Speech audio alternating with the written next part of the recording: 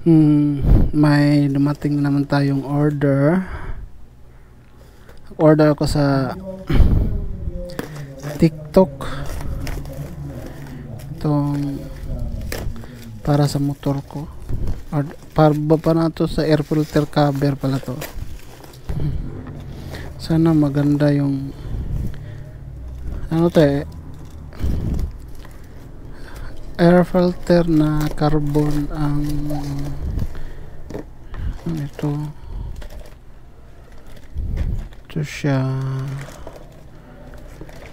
So kabit natin to doon, papalitan natin yung luma nating air filter cover. Yan, ganda diba, kintab, ang angas. So ayan na guys, papalitan na natin yung air filter cover natin ng ating PCX 160 kasi parang may gas-gas na kasi kaya yan, tanggalin natin yung mga tornilyo. Madali lang siyang ikabit guys, ano lang siya, plug and play lang pag nag-order kayo.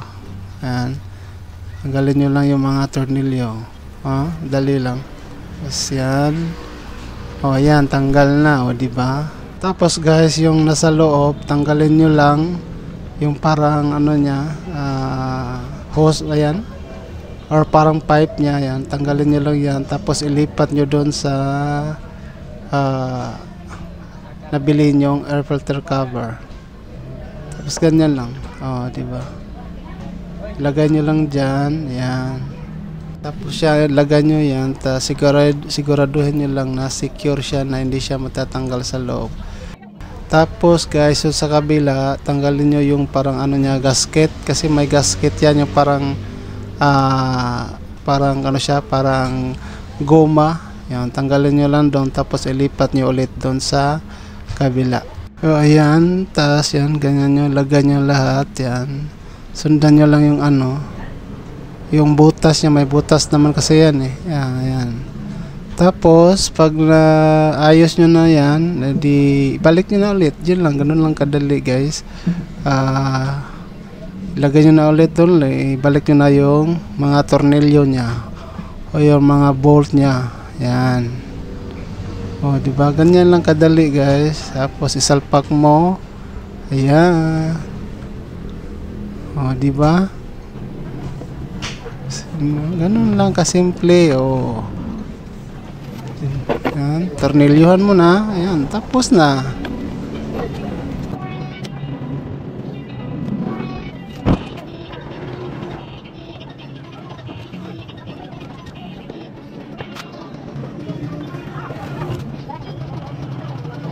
Yan, tapos na. Tapos yan, tanggalin mo yan, dikit mo dun sa kabila.